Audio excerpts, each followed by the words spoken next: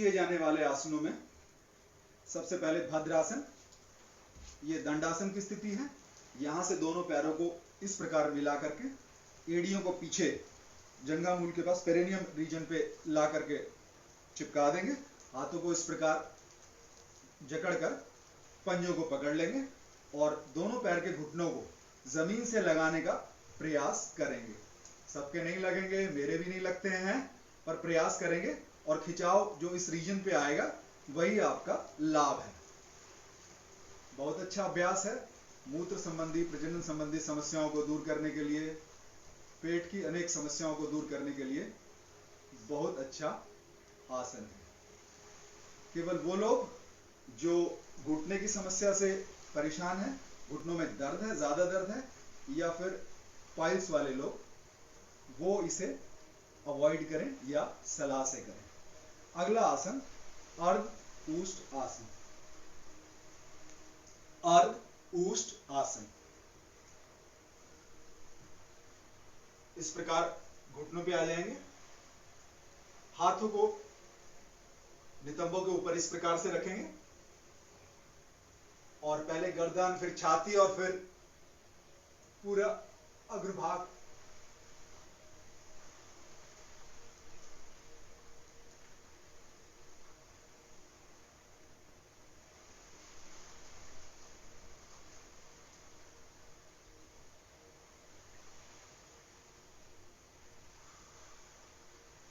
अर्ध ऊष्ट आसन। और यहीं से पूर्ण ऊष्ट आसन भी कर लेते हैं, उसके बाद इसके लाभों की चर्चा करेंगे। हाथों को दाएं बाएं से पहले एक पैर को पीछे पकड़ेंगे, फिर दूसरे पैर को,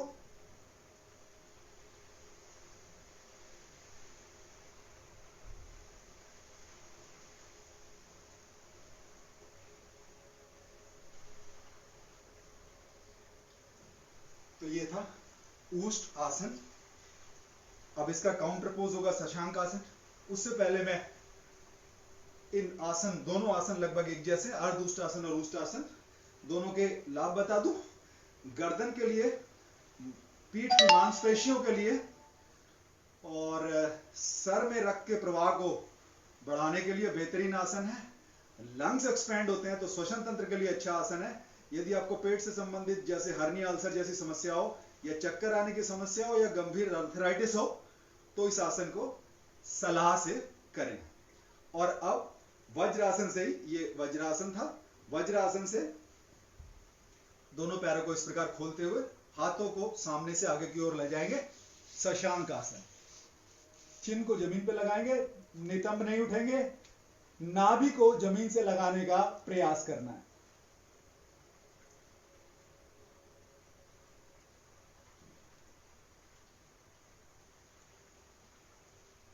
तनाव दूर करने के लिए बेहतरीन आसन, स्ट्रेस और एंजाइटी को कम करता है।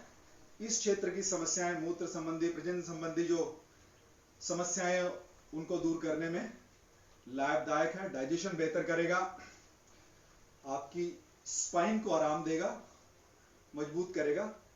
घुटने की समस्या से परेशानी हो तो ना करें, और पीठ की कोई गंभीर समस्या हो, स्लिप डिस्क हो, तो सलाह से करें या ना करें।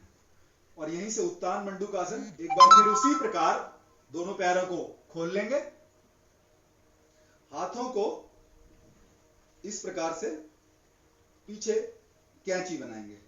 पहले एक हाथ और फिर दूसरा हाथ सामने देखेंगे, गर्दन को सीधा रखेंगे।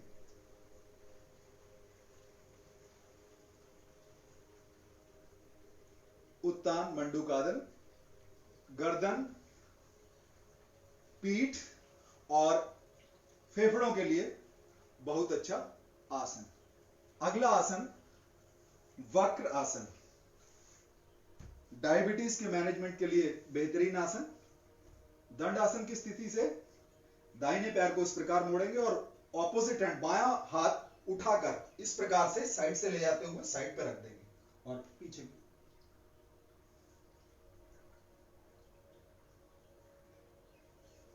दूसरी ओर से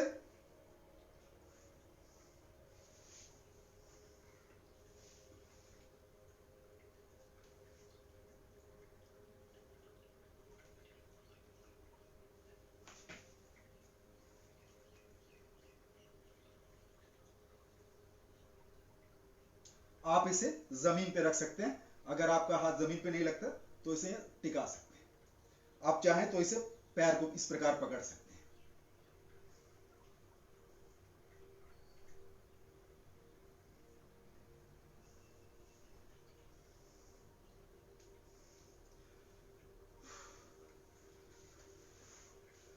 ये था वक्र आसन। आपकी स्पाइन के लिए बहुत अच्छा है, डिस्पेप्सिया की समस्या को दूर कर देगा, डायबिटीज के मैनेजमेंट के लिए बहुत अच्छा आसन है, जैसे मैंने बताया।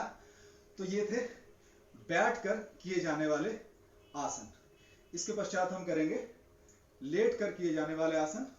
तो सबसे पहले प्रोन लाइन, पेट के बल लेट कर किए जाने वाले आसनों में भुजंग आसन। पेट के बल लेट जाएंगे, हाथों को छाती के पास रखेंगे और अगले हिस्से को इस प्रकार उठा देंगे।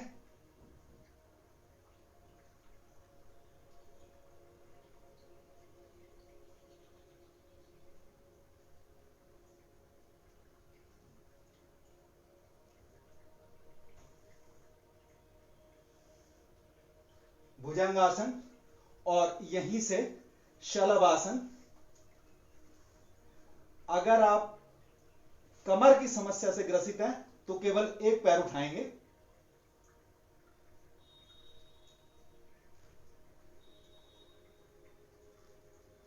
अगर कोई समस्या नहीं है तो दोनों पैरों को एक साथ उठा सकते हैं।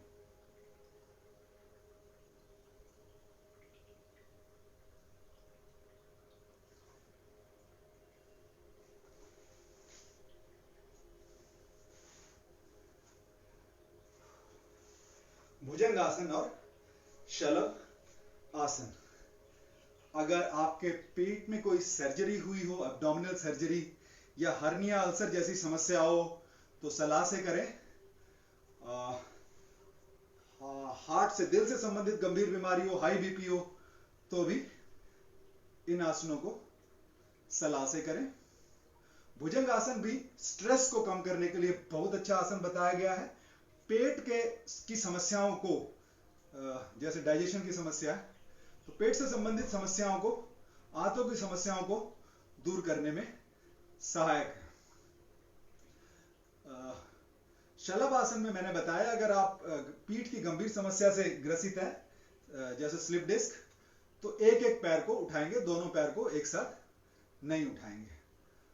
अब हम पीठ के बल लेटकर किए जाने वाले आसन करते हैं।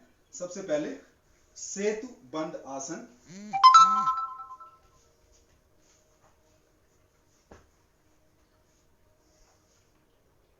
पैरों को इस प्रकार मोड़ लेंगे, दोनों हाथों से पकड़ेंगे और मध्य भाग को इस प्रकार ऊपर उठा लेंगे।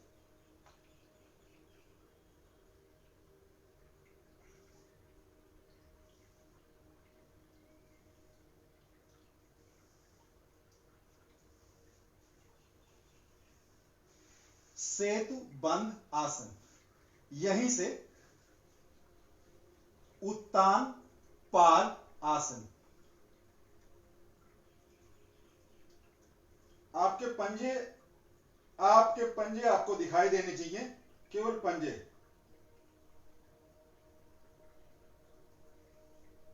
और यहीं से अर्ध हल आसन।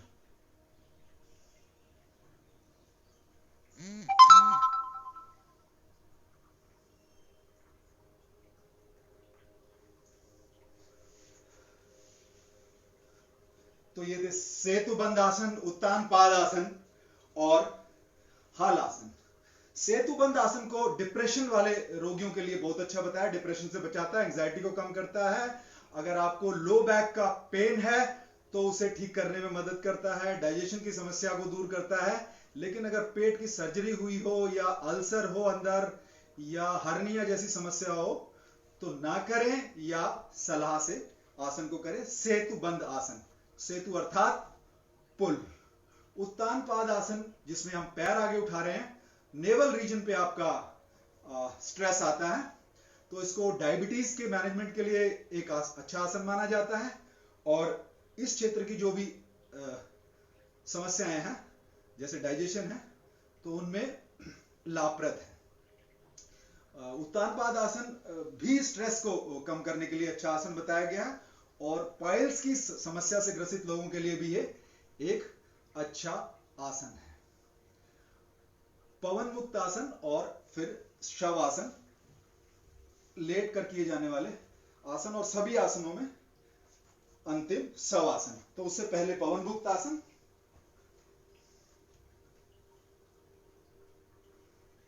पैरों को इस प्रकार मोड़े या ऊपर से उठा करके भी ला सकते हैं, हाथों को इस प्रकार लाकर करें।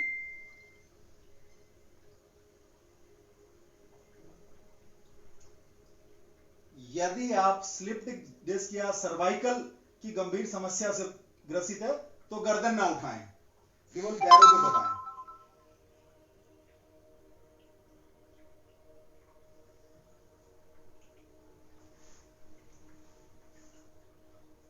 और अब शवासन।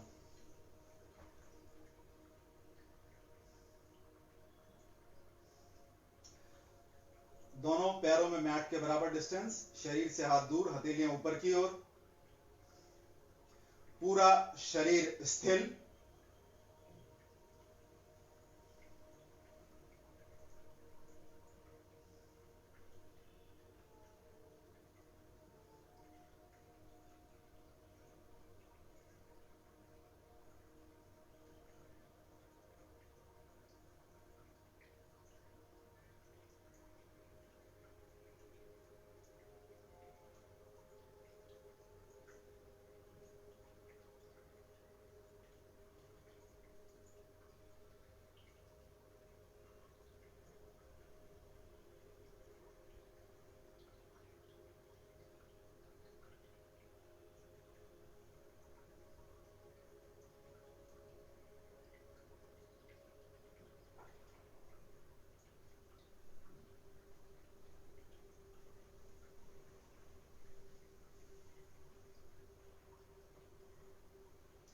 धीरे से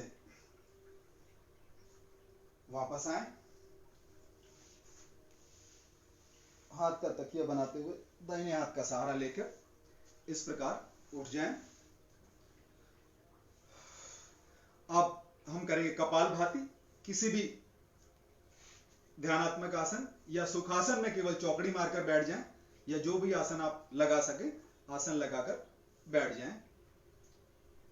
दोनों हाथ किसी भी मुद्रा में घुटने पर रख सकते हैं आप, या आप ज्ञान मुद्रा बना सकते हैं। तेजी के साथ श्वास को बाहर निकालना, कमर आपकी सीधी रहेगी, तेजी के साथ श्वास को बाहर फेंकना है, इनहेल अपने आप हो जाएगा इस प्रकार।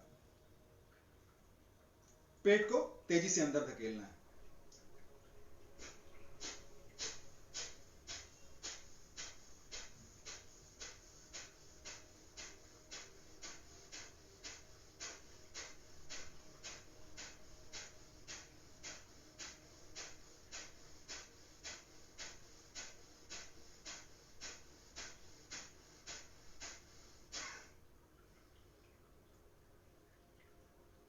तीस बार करने के बाद मैंने पूरे श्वास को बाहर कर दिया है। इसी प्रकार के 2 चक्र और कर जाएं। ध्यान रखने वाली बात है कि यदि आप कफ, कोल्ड या अस्थमा या फिर कोई साइनस से संबंधित प्रॉब्लम है या रेस्पिरेटरी लंग से संबंधित प्रॉब्लम है तो इसको ना करें या सलाह से करें। उनके लिए अच्छा है, सभी के लिए, लेकिन अगर गंभीर समस्या है तो सलाह से करें, और अगर समस्या कम है या नहीं है तो ऐसी समस्याएं नहीं होगी। लेकिन यदि आपको हाई बीपी है, दिल की कोई गंभीर समस्या है या चक्कर आने की समस्या है तो, या पेट की कोई समस्या है, कोई सर्जरी हुई है, हर्निया है, अल्सर है, तो ये अभ्यास नहीं करेंगे, और करेंगे तो पेट को कम से कम हिलाएंगे, वो भी योग प्रशिक्षक की सलाह के बाद। अब नाड़ी शोधन प्राणायाम। नाड़ी शोधन के लिए हाथ तर्जनी और मध्यमा उंगली को इस प्रकार मोड़ेंगे, नासाग्र मुद्रा। दाहिने हाथ से दाहिना नासारंध्र को बंद कर बाईं ओर से श्वास खींचेंगे,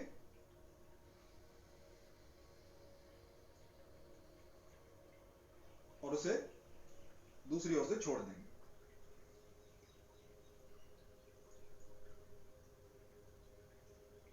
अब इस ओर से इनहेल करेंगे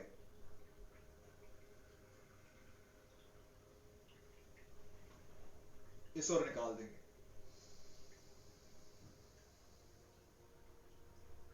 एक चक्र हुआ, 3 से 5 चक्र कट जाएं।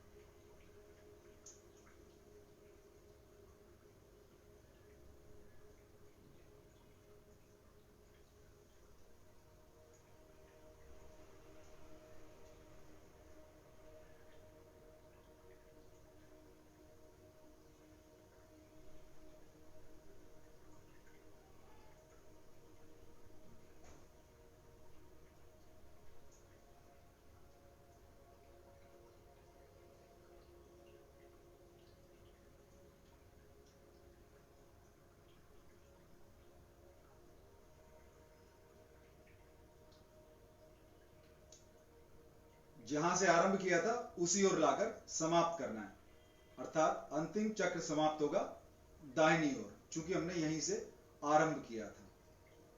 नाड़ी शोधन के पश्चात शीतली प्राणायाम, जीभ को पाइप नुमा आकृति बनाएंगे इस प्रकार और श्वास खींचेंगे अंदर की ओर।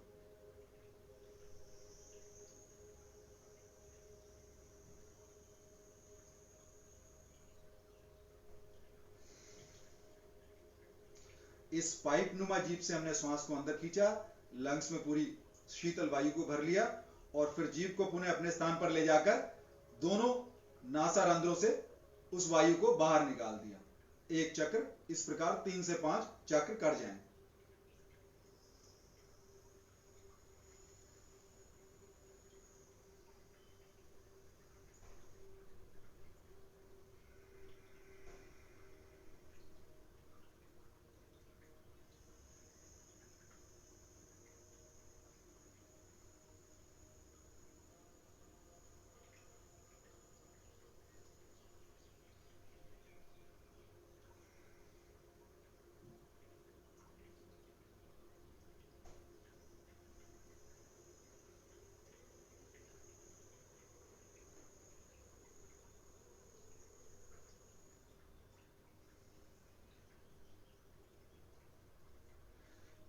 शीतली प्राणायाम, जैसा कि नाम से ही स्पष्ट है, शीतलता प्रदान करता है, ब्लड को प्यूरिफाई करता है और आपके प्यास और भूख की का शमन करता है। और यदि आप हाई बीपी से ग्रसित हैं तो उसमें यह लाभदायक है। शीतली प्राणायाम स्किन की समस्या के लिए भी अच्छा बताया गया है इसे। अब हम करेंगे भ्रामरी प्राणायाम। भ्रामरी अर्थात भंवरे की तरह गुंजन करना। दोनों हाथ ज्ञान मुद्रा में, कमर सीधी, आंखें कोमलता से बंद और भंवरे की तरह गुंजन करेंगे।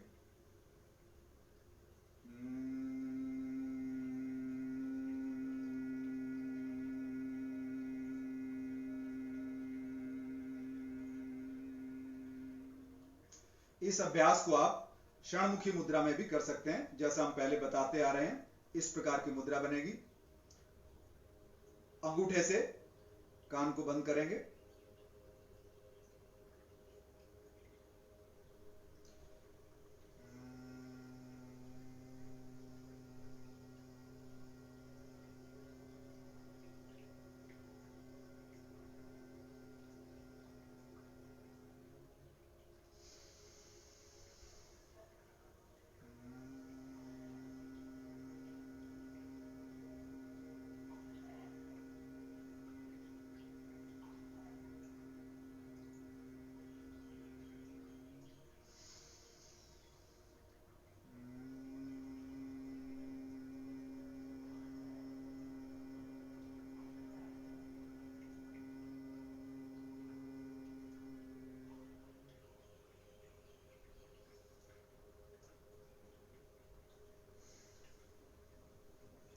और अब ध्यान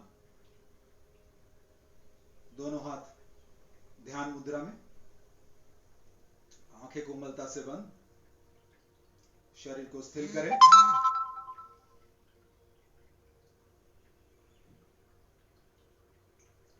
ध्यान को या तो नाक के अगले भाग पर, उसके टिप पर, या मस्तक के मध्य में लाने का प्रयास करें। आते जाते विचारों को साक्षी भाव से देखें।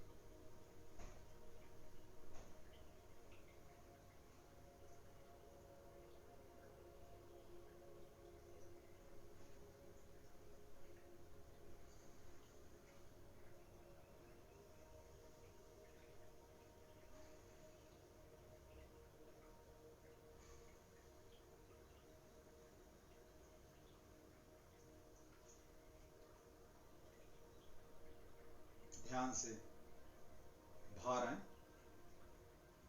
कोमलता से आंखें खोलें